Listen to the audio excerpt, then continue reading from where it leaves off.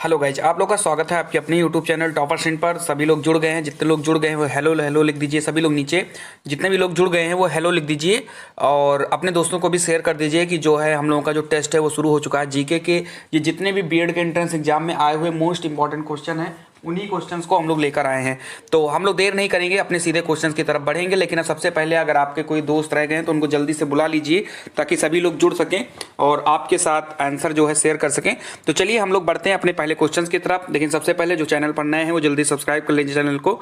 चलिए, तो पहला क्वेश्चन आपके स्क्रीन पर है और बच्चों ने जो है आंसर देना भी शुरू कर दिया है कि मातृ देवी की पूजा किस सभ्यता से संबंधित थी? आर्य सभ्यता से, भूमध्य सागरीय सभ्यता से, सिंधु घाटी सभ्यता से या उत्तर वैदिक कालीन सभ्यता से? चलिए चलिए, तो इसका जो राइट आंसर हो जाएगा वो हो जाएगा सिंधु घाटी की सभ्यता। सिंधु घाटी की सभ्यता से जो है मातृ देवी पूजा जो है ये संबंधित है। क्लियर है? चलिए, अगर मैं इसमें बात करूं सिंधु घाटी सभ्यता, तो इसकी खोज यानी जो सबसे पहले खुदाई हुई थी, हड़प्पा की खुदाई 1921 ईस्वी में हुई थी और दयाराम साहनी ने इसकी खुदाई की थी। चलिए बढ़ते हैं हम लोग अपने अगले क्वेश्चन की तरफ। तो राजस्थान के माउंट आबू में स्थित दिलवाड़ा का जैन मंदिर किस धर्म के अनुयायियों के द्वारा निर्मित किया गया था? बताइए। जो राजस्थान में, तो यहाँ पर सबसे पहला ही क्वेश्चन आपका आ जाएगा, बहुत इंपॉर्टेंट है और ये भी एग्जाम में पूछा जा चुका है क्वेश्चन कि माउंट आबू जो है, राजस्थान के माउंट आबू में जो स्थित दिलवाड़ा का जैन मंदिर है, तो ये क्वेश्चन आया है कि दिलवाड़ा जैन मंदिर कहाँ पर स्थित है। तो आपको याद रखना है कि राजस्थान के माउंट आबू में स्थित है। पूछा गया कि किस धर्म के अनुयायियों द्वारा इसको निर्मित कराया गया था। सभी लोग आंसर इसका देंगे। चलिए, तो इसका जो राइट आंसर हो जाएगा वो हो जाएगा जैन वालों का, यानी कि जैनियों के द्वारा इसका निर्माण करवाया गया था। तो जो दिलवाड़ा का मंदिर है ये जैन मंदिर है और कहाँ स्थित है? राजस्थान के माउंट आबू में स्थित है और जैन के द्वारा बनवाया गया था। बढ़ते हैं हम लोग अपने अगले क्वेश्चन की तरफ और वो है हमारा क्वेश्चन नंबर 3। गीत गोविंद जो है किसकी कृति है? ये अब तक जब से बीएड एंट्रेंस एग्जाम हो रहा है ये 3 से 4 बार ये क्वेश्चन रिपीट हुआ है। गीत गोविंद किसकी कृति है? बताइए सभी लोग।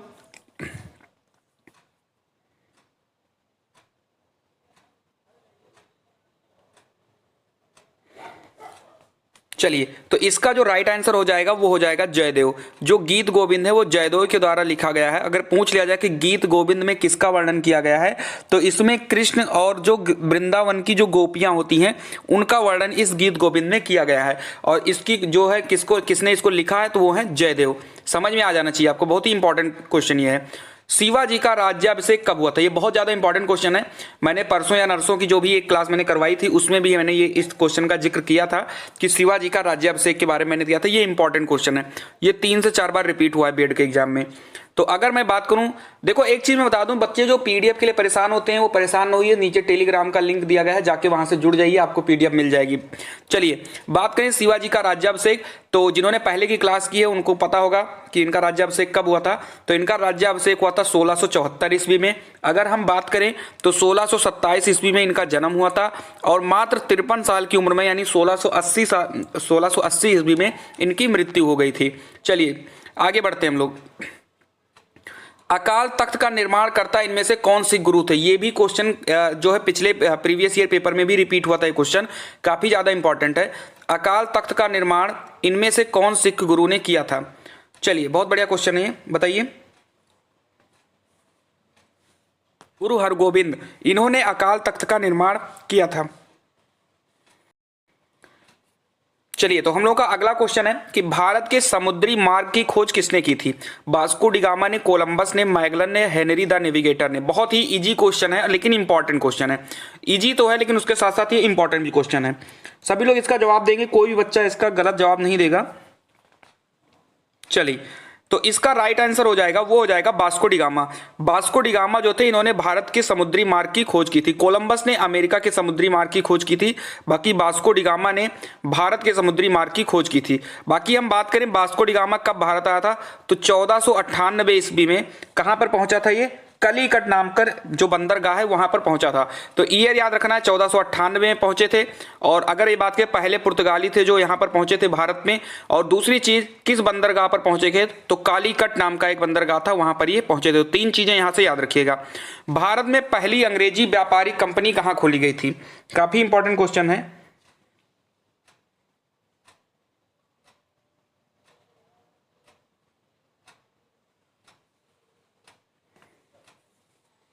चलिए, तो इसका जो है राइट आंसर जो हो जाएगा वो हो जाएगा सूरत में।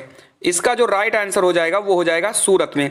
देखो, इसमें दो क्वेश्चन पूछे जाते हैं। एक क्वेश्चन पूछा जाता है कि पहली अंग्रेजी व्यापारिक कंपनी कब खुली थी, तो वो खुली थी 1611 ईस्वी में, 1611 ईस्वी में। और ये जो खुली थी वो खुली थी मसूलीपट्टनम, यानी मछलीपट्टनम का भी नाम से मसूलीपट्टनम को जाना जाता है, 1611 में। लेकिन 1613 में सूरत में अस्थाई खुली थी। तो अगर जब भी अस्थाई की बात होगी तो हमारा राइट आंसर जो होगा वो सूरत हो जाएगा। क्लियर है। और किसके समय पर खोली गई थी, तो उस टाइम पर जो शासन कर रहे थे वो जहांगीर जो है उसका शासन कर रहे थे। तो अगर पूछ लिया जाए किसके शासन काल में पहली कंपनी खोली गई थी अंग्रेज की, तो जहांगीर के शासन में। दूसरी चीज आप यहां पर याद रखिएगा कि व्यापारिक कंपनी कहां खोली गई थी, तो सूरत में। क्लियर है। चलिए आगे बढ़ते हैं। क्वेश्चन नंबर 8, बेगम हजरत महल 1857 की क्रांति में किस स्थान से संबंधित रही हैं, बता दीजिए आप लोग।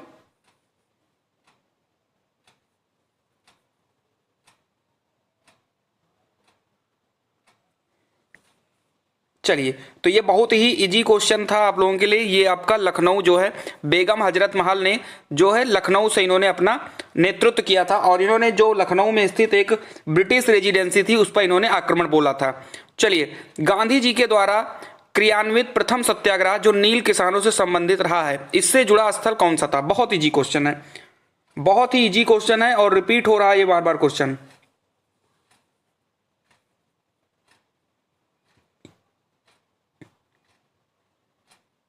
चलिए, तो इसका राइट आंसर हो जाएगा चंपारण। ठीक है, चंपारण से संबंधित थे। ठीक है, चलिए आगे बढ़ते हैं।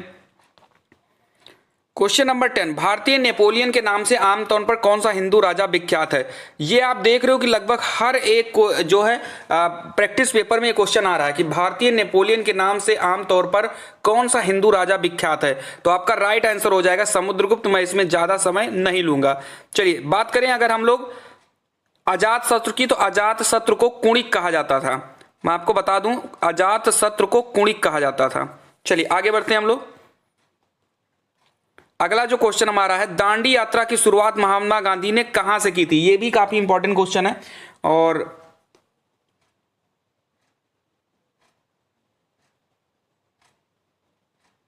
चलिए, तो इसका राइट आंसर हो जाएगा वो हो जाएगा साबरमती आश्रम। महात्मा गांधी ने अपने 78 साथियों के साथ, ये भी याद रखिएगा, महात्मा गांधी ने अपने 78 साथियों के साथ साबरमती आश्रम से कहां के लिए ये गए थे, निकले थे, ये निकले थे दांडी के लिए। यानी कहां पहुंचे थे, दांडी को पहुंचे थे। और अगर ये पूछ लिया जाए इनकी शुरुआत कब हुई थी, तो मैं यहां पर लिखना चाहूंगा कि दांडी यात्रा की शुरुआत 12 मार्च 1930 ईस्वी को इसकी शुरुआत हुई थी, और साबरमती से दांडी तक गए थे। और महात्मा गांधी के साथ टोटल कितने लोग थे, तो इसमें टोटल 78 लोग इनके शामिल थे। क्लियर है। चलिए आगे बढ़ते हैं। तो मुझे उम्मीद है क्लियर हो गए होंगे सारे पॉइंट यहां से। हमारे सौर मंडल का कौन सा ग्रह आकार में पृथ्वी के समान है। बहुत बढ़िया।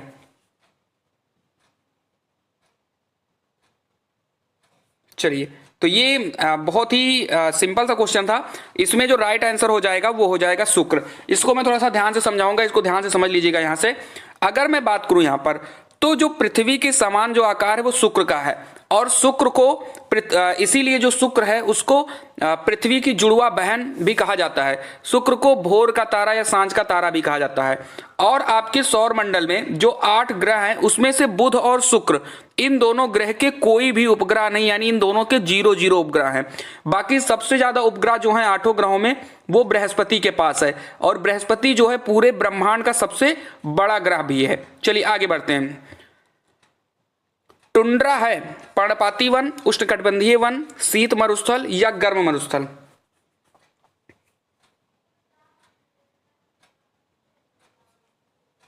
चलिए, तो इसका अगर मैं राइट आंसर की बात कहूं तो ये हो जाएगा शीत मरुस्थल। जो टुंड्रा है ये आपका, अगर मैं इसके वर्ड की बात कहूं तो ये रसियन वर्ड है। ठीक है, मैं आपको बता दूं ये आपको रसियन वर्ड है, बहुत ही कम पुस्तक में आपको ये मिलेगी। अगर मैं बात कहूं तो एक टुंड्रा जो है एक रसियन वर्ड है। और इस टुंड्रा का जो अर्थ होता है, अगर मैं बात करूं इसके अर्थ की, तो इसका जो अर्थ होता है वो दलदली मैदान होता है। ये क्वेश्चन एक बार एनटीपीसी में आया था कि टुंड्रा का अर्थ क्या होता है, तो टुंड्रा का अर्थ होता है दलदली मैदान, और टुंड्रा जो है एक शीत मरुस्थल है। चलिए आगे बढ़ते हैं। वायुमंडल की सबसे निचली परत को क्या कहा जाता है, ये बताइए आप लोग।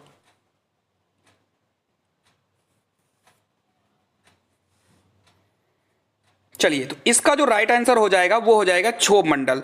अब इसमें कुछ चीजें आपको मैं क्लियर कर दूं। सबसे पहले आपकी लेयर आती है क्षोभ मंडल, फिर उसके ऊपर आती है समताप मंडल, फिर आती है मध्य मंडल, फिर आती है आयन मंडल और फिर आती है वायुमंडल। यानी टोटल जो वायुमंडल में 5 लेयर होती है। सबसे नीचे क्षोभ मंडल, फिर समताप मंडल, फिर मध्य मंडल, फिर आयन मंडल और फिर वायुमंडल। अगर मैं बात करूं क्षोभ मंडल की, तो जितनी भी मौसमी घटनाएं होती है, आंधी तूफान, जो ये सारी चीजें होती है, चक्रवात, ये सब क्षोभ मंडल में होती हैं। समताप मंडल में ही आपका ओजोन परत है। ठीक है, ये बात आप याद रखिएगा, समताप मंडल में ही आपका ओजोन परत है। आगे बढ़ते हैं हम लोग। भारत का सबसे ऊंचा पठार कौन सा है? बहुत इंपॉर्टेंट क्वेश्चन है। भारत का सबसे ऊंचा पठार कौन सा है?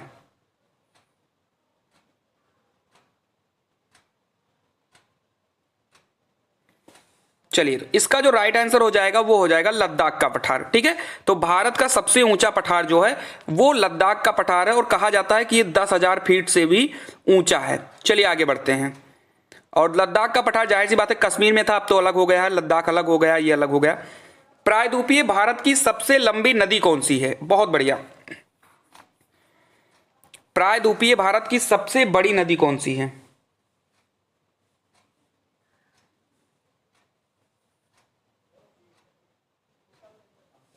चलिए, तो प्रायद्वीपीय भारत की अगर सबसे लंबी नदी की हम बात करेंगे तो वो हमारी गोदावरी नदी है, जो सबसे लंबी नदी है और इसे दक्षिण गंगा के नाम से भी जाना जाता है। ठीक है, तो 2 पॉइंट यहां पर क्लियर करिएगा। दक्षिण गंगा की अगर बात होगी तो गोदावरी, और दक्षिण की गंगा की बात होगी तो कावेरी। तो जिसमें भी की लगा होगा, यानी दक्षिण की गंगा तो कावेरी, और सिर्फ दक्षिण गंगा की अगर बात होगी तो हमारा गोदावरी हो जाएगी। चलिए, क्लियर हो गया होगा आप लोगों को। चलिए आगे बढ़ते हैं हम लोग। अगला क्वेश्चन है, पश्चिमी घाट के उत्तरी भाग को किस नाम से जाना जाता है? पश्चिमी घाट के उत्तरी भाग को किस नाम से जाना जाता है?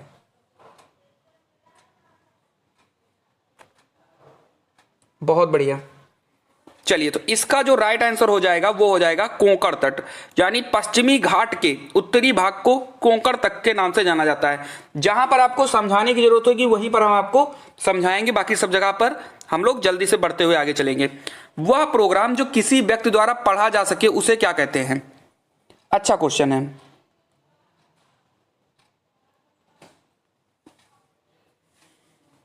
वह प्रोग्राम जो किसी व्यक्ति द्वारा पढ़ा जा सके उसे क्या कहते हैं? तो देख लीजिए, ये कंप्यूटर का क्वेश्चन है। अगर कोई प्रोग्राम जो है किसी इंसान के द्वारा पढ़ा जाता है तो उसे ह्यूमन कोड कहते हैं। या कभी कभी हो सकता है आपको कहीं पर ऑप्शन में ह्यूमन कोड ना दिखा रहे तो आपने कैप्चा का नाम सुना होगा आप लोगों ने। कैप्चा यानी कैप्चा कोड जो होता है ना, कभी कभी आप लोग फॉर्म डालते हो तो कैप्चा कोड होता है डालने को, तो ह्यूमन कोड को ही कैप्चा कोड भी कहते हैं। तो अगर ह्यूमन कोड ऑप्शन में नहीं मिलेगा तो कैप्चा कोड हो जाएगा।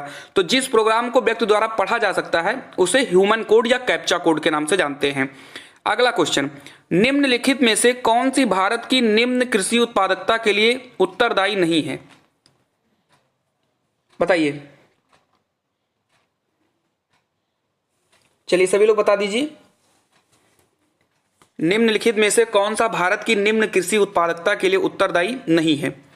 सहकारी कृषि, आवश्यक आदतों की उपलब्धता, भूमि के उपयोग और उसकी अधिकारिता, कमजोर वित्त व्यवस्था और विपणन।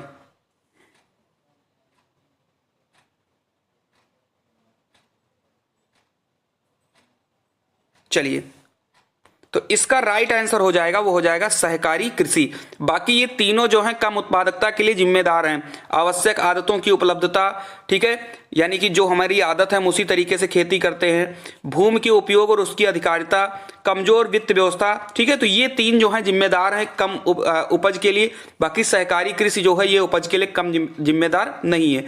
चलिए, निम्नलिखित में से कौन सा बंदरगाह भारत के पश्चिमी तट से संबंधित नहीं है?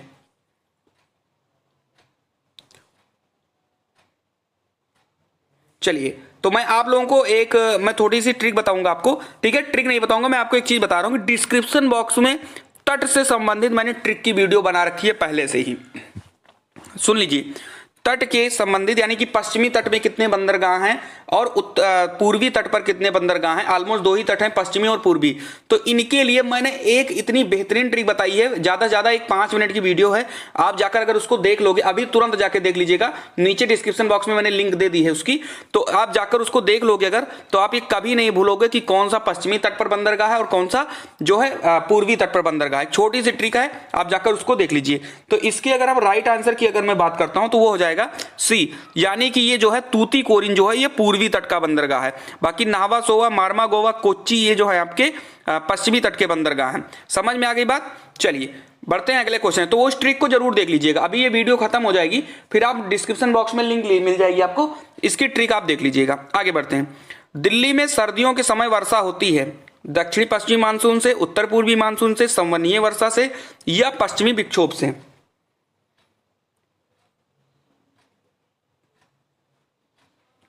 चलिए, तो इसका अगर हम राइट आंसर की बात करें तो हो जाएगा पश्चिमी विक्षोभ से, यानी दिल्ली में सर्दियों के समय जो वर्षा होती है वो पश्चिमी विक्षोभ से होती। कारण इसका क्या है? क्योंकि सर्दी के मौसम में जो वर्षा होती है यहां पर पश्चिमी विक्षोभ के कारण होती है। यहां पर कम दबाव का क्षेत्र बना है, जिससे यहां भूमध्य सागर क्षेत्र से जो भारत की तरफ बढ़ता है, यानी जो दबाव होता है उस टाइम पर यहां पर कम हो जाता है, इसलिए पश्चिमी विक्षोभ के कारण दिल्ली में सर्दियों में वर्षा होती है। बढ़ते हैं अगले क्वेश्चन की तरफ। सामूहिक उपभोग का क्या अर्थ है, ये बताइए आप। सामूहिक उपभोग का क्या अर्थ है? घरेलू खपत, व्यक्तिगत खपत, स्व खपत या देश के नागरिक द्वारा की गई खपत?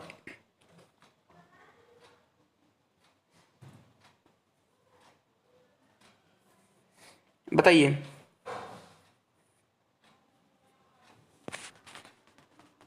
चलिए, तो इसका राइट आंसर हो जाएगा सामूहिक उपभोग का अर्थ है घरेलू खपत। आपको पता कि घर में जो एक परिवार होता है वो परिवार क्या होता है? एक समूह के रूप में होता है। अगर आपने कहीं पर परिवार कह दिया तो इसका मतलब कि आपने किसी एक समूह का नाम ले लिया।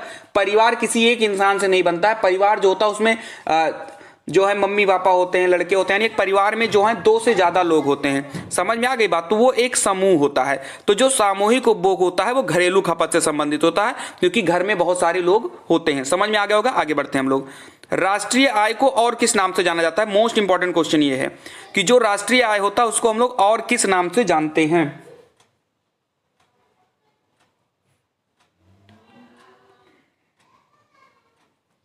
चलिए, तो इसका जो राइट आंसर हो जाएगा वो हो जाएगा ऑप्शन नंबर सी, एनएनपी, यानी कि जो राष्ट्रीय आय होती है उसको एनएनपी के नाम से जानते हैं। अगर आपके एग्जाम में पूछ लिया जाए एनएनपी का फुल फॉर्म क्या होता है तो बहुत ही इजी है, नेट नेशनल प्रोडक्ट। ठीक है, आप याद रखिएगा, नेट नेशनल प्रोडक्ट इसका नाम, फुल फॉर्म फिर से आप लिख लीजिए, नेट नेशनल प्रोडक्ट इसका फुल फॉर्म होता है। आगे की तरफ बढ़ते हैं।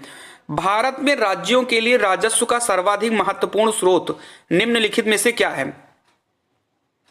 बताइए। भारत में राज्यों के लिए राजस्व का सर्वाधिक महत्वपूर्ण स्रोत निम्नलिखित में से क्या है? बता दीजिए सभी लोग। चलिए, तो इसका राइट आंसर हो जाएगा बिक्री कर। ठीक है, सेलिंग टैक्स जो होता है वो राज्यों के राजस्व के लिए सर्वाधिक महत्वपूर्ण स्रोत होता है। निम्न में से किस वर्ष भारत G20 शिखर सम्मेलन की मेजबानी करेगा? ये बताइए आप।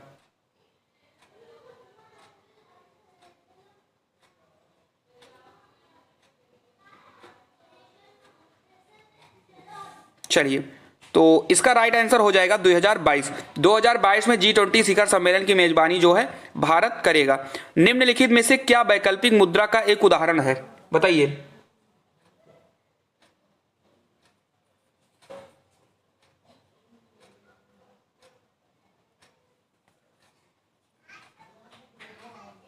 चलिए, तो इसका जो राइट आंसर हो जाएगा वो हो जाएगा आपका चेक। ये आपका एक वैकल्पिक मुद्रा होता है। देखो, 2 प्रकार के मुद्रा होते हैं। एक आपका होता है निविदा कानून, कानूनी निविदा, यानी ऐसी बात करें, एक होता है कानूनी जो है निविदा और एक होता है वैकल्पिक। जो आपका कानूनी निविदा होता है वो जो करेंसी होती है उसको सरकार द्वारा मान्यता प्राप्त है। जैसे करेंसी जो है सरकार द्वारा मान्यता प्राप्त, सिक्के जो है सरकार जारी करती है, बॉन्ड जो है ये आपके कौन होता है? सरकार के। लेकिन ये जो होता है चेक जो होता है ये वैकल्पिक मुद्रा होती है। समझ में आ गई बात? चलिए आगे बढ़ते हैं। निम्नलिखित में से किस पंचवर्षीय योजना में वास्तविक विकास दर लक्षित विकास दर से कम थी? ये आपको बताना है और ये इंपॉर्टेंट क्वेश्चन है क्योंकि ये कई बार रिपीट हो चुका है क्वेश्चन। हर एक एग्जाम में क्वेश्चन रिपीट होता है कि किस पंचवर्षीय योजना में वास्तविक विकास दर जो थी लक्षित विकास दर से कम थी।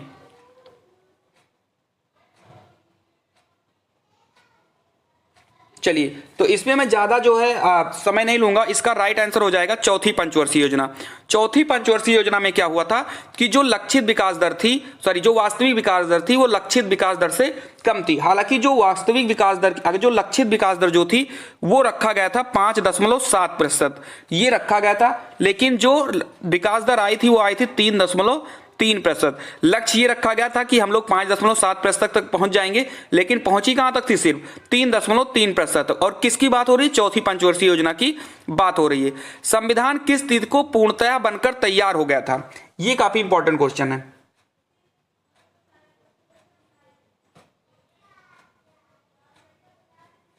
चलिए, तो इसकी अगर हम राइट आंसर की बात करें, बहुत सारे लोगों ने दिया है, तो 26 नवंबर 1949 इसका राइट आंसर हो जाएगा। 26 नवंबर 1949 को हमारा संविधान बनकर तैयार हो गया था। लेकिन ये लागू कब हुआ था? अगर लागू करने की बात यहां पर किया जाता तो आपका राइट आंसर 26 जनवरी 1950 हो जाता। लेकिन यहां पर बात कर रहे हैं कि कब बनकर तैयार हुआ था, तो आपका आंसर हो जाएगा 26 नवंबर 1949। आगे क्वेश्चन की तरफ बढ़ते हैं। भारत में राजनीतिक शक्ति का प्रमुख स्रोत क्या है? भारत की जनता, संविधान, संसद या संसद और राज्यों की विधायिकाएं? चलिए, तो ये तो बहुत इजी क्वेश्चन है, सभी लोग इसका आंसर देंगे। सभी लोग आंसर दें कि भारत में राजनीतिक शक्ति का प्रमुख स्रोत क्या है। तो इसका राइट आंसर हो जाएगा भारत की जनता। आप सबको पता है कि जो भारत देश है वो एक प्रजातांत्रिक देश है, लोकतांत्रिक देश है। यहां पर भारत की जनता ही सभी को चुनती है। जो भी यहां पर शासन में आते हैं उनको भारत जो प्रजा होती है, प्रजातांत्रिक देश में प्रतिनिधि जो है वो जनता द्वारा निर्वाचित होते हैं। आगे की तरफ, शिक्षा शब्द किससे संबंधित है? संघ सूची से, राज्य सूची से, समवर्ती सूची से या अवशिष्ट विषय से? चलिए, इसमें मैं अगर बात करूं तो जो शिक्षा है, शिक्षा जो है ये 7वीं नंबर अनुसूची में रखी गई है। और आपको पता है 7वीं अनुसूची में जो हमारे पास 12 अनुसूची संविधान में दी गई है, उसमें 7वीं अनुसूची में हमारे पास 3 अनुसूची की बात की गई है, एक संघ सूची, एक राज्य सूची और एक समवर्ती सूची। अगर मैं बात करूं शिक्षा इसमें से किससे संबंधित है, तो जो आपकी एजुकेशन होती है वो आपकी समवर्ती सूची से संबंधित है। रिपीटेड क्वेश्चन है, ये बहुत बार रिपीट होते हैं, इनको रट लेना आप लोग। चलिए, भारत के संविधान के किस अनुच्छेद, सबसे पहले तो जितने लोग जुड़े हो अभी आप चैनल को लाइक नहीं कर पाए हो, जल्दी से सभी लोग लाइक कर दीजिए फटाक से, और अपने दोस्तों को भी शेयर कर दीजिए कि यहाँ पर बिल्कुल धांसू क्लासेस चल रही हैं जो बार बार क्वेश्चंस रिपीट होते हैं। आप लोग इनको जल्दी से शेयर मार दीजिए। और आप लोग को पसंद आ रही है तो लाइक करने में क्या दिक्कत है, और अगर नए हो तो सब्सक्राइब कर लीजिए जल्दी से, ताकि आपको डेली यहाँ पर 7 बजे, डेली 7 बजे शाम को यहाँ पर हम लोग लाइव टेस्ट करते हैं और हर एक चीज जो है बिल्कुल एक्सप्लेन के साथ आपको बताया जाता है। चलिए आगे देखते हैं। भारत के संविधान के किस अनुच्छेद के अंतर्गत सशस्त्र बलों के मौलिक अधिकार विशेष रूप से प्रतिबंधित हो सकते हैं? जो सशस्त्र बल होते हैं उनके मौलिक अधिकार जो है कब प्रतिबंधित हो सकते हैं, किस अनुच्छेद में कहा गया है? चलिए बताइए। यानी कि जो आपके सशस्त्र बल होते हैं उनके मौलिक अधिकार को अनुच्छेद नंबर 33 के तहत जो है उन पर क्या कर सकते हैं, प्रतिबंध लगा सकते हैं कि आपके जो मौलिक अधिकार हैं वो छीन जाएंगे। तो आर्टिकल नंबर 33 जो है काफी ज्यादा इंपॉर्टेंट आर्टिकल है। चलिए, संपत्ति के अधिकार की वर्तमान परिस्थिति क्या है? वैधानिक अधिकार है, मानव अधिकार है, मौलिक अधिकार है या प्राकृतिक अधिकार है?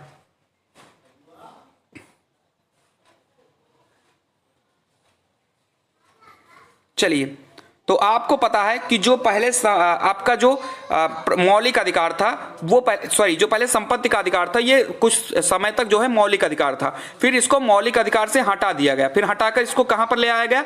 आपको पता है जो आर्टिकल नंबर 32 में आता था, और फिर इसको हटाकर एक वैधानिक अधिकार कर दिया गया है। चलिए आगे बढ़ते हैं हम लोग। भारत के संविधान के अंतर्गत नीति निर्देशक सिद्धांतों के मुख्य उद्देश्य क्या है? बताइए। भारत के संविधान के अंतर्गत नीति निर्देशक सिद्धांतों के मुख्य उद्देश्य क्या हैं? लोक कल्याणकारी राज्य की स्थापना करना, धर्मनिरपेक्ष राज्य की स्थापना, कार्यपालिका के मनमाने कार्य की जांच करना, या फिर राज्य द्वारा विकास के लिए अवसर? इसमें बताइए किसका जो उद्देश्य है, यानी भारत के संविधान में नीति निर्देशक सिद्धांत का मुख्य उद्देश्य क्या है, यह आपको बताना है। चलिए, तो इसका राइट आंसर हो जाएगा लोक कल्याणकारी राज्य। आपको पता है कि जो नीति निर्देशक सिद्धांत है वो हमारे संविधान के 36 से 51 अनुच्छेद में संबंधित है। और जो नीति निर्देशक सिद्धांत है ये कहाँ से लिया गया है, तो ये आपका आयरलैंड से लिया गया है। तो अगर देश पूछ लिया जाएगा तो आयरलैंड। हालांकि मैं इनकी अलग वीडियो लाऊंगा सबकी, आप लोगों को संविधान के पूरा कौन सी चीज कहाँ से ली गई है, पूरे आर्टिकल्स की वीडियो लाऊंगा, हर एक चीज लाऊंगा, अभी घबराओ नहीं आप लोग। पहले हम लोग ये देख रहे हैं कि किस टाइप के क्वेश्चंस एग्जाम में आते हैं। तो बात करें कि संविधान में नीति निर्देशक शब्द का क्या उद्देश्य है, तो लोक कल्याणकारी राज्य की स्थापना। हमारा जो संविधान में जो नीति निर्देशक सिद्धांत है इसको किस अनुच्छेद के बीच में रखा गया है, तो 36 से 51 के बीच में। और किस देश से लिया गया है ये, तो वो हो जाएगा देश आपका आयरलैंड। क्लियर है, इतनी चीजें आपकी क्लियर हो जानी चाहिए। आपको पीडीएफ मिल जाएगी, टेलीग्राम ग्रुप ज्वाइन कर लीजिए सभी लोग, और वहां पर आपको पीडीएफ दे दी जाती है। अभी तक जितनी भी क्लासेस हुई हैं सबकी पीडीएफ वहां पर मिल चुकी है। जैसे ही आपकी ये क्लास खत्म होगी उसके कुछ ही समय बाद वहां पर पीडीएफ भेज दी जाएगी। राष्ट्रपति के निर्वाचन में विजयी उम्मीदवार के लिए प्राप्त करना आवश्यक है,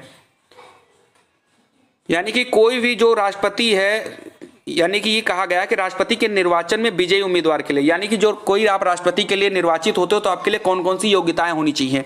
जैसे कि आप लोग किसी चीज का फॉर्म भरते हो तो उसमें कहते हैं एज यहाँ से यहाँ होनी चाहिए, आपकी क्वालिफिकेशन ये होनी चाहिए। वैसे ही राष्ट्रपति के लिए भी कुछ क्वालिफिकेशंस रखी गई हैं। तो कौन सा क्वालिफिकेशन होना चाहिए आप जल्दी से बता दीजिए। चलिए, तो आपको अगर इसका राइट आंसर बताया जाए तो वो आपका राइट आंसर हो जाएगा 34 का डी वाला, यानी कुल कराए गए मतदान का 50% से अधिक और कुल मतों का बहुमत। यानी कि अगर राष्ट्रपति के निर्वाचन में जो विजयी उम्मीदवार हैं उनको इतना चाहिए कि आपके पास कुल कराए गए मतदान का 50% से अधिक और कुल मतों का बहुमत आपके पास होना चाहिए, तभी आप जो है राष्ट्रपति बन सकते हैं। चलिए आगे बढ़ते हैं। गुट निरपेक्षता से क्या तात्पर्य, ये क्वेश्चन जो है एक पेपर में और भी आ चुका है, शायद मैंने कल या परसों का प्रैक्टिस पेपर कराया है, उसमें भी ये एग्जैक्ट क्वेश्चन था कि गुट निरपेक्षता से क्या तात्पर्य है।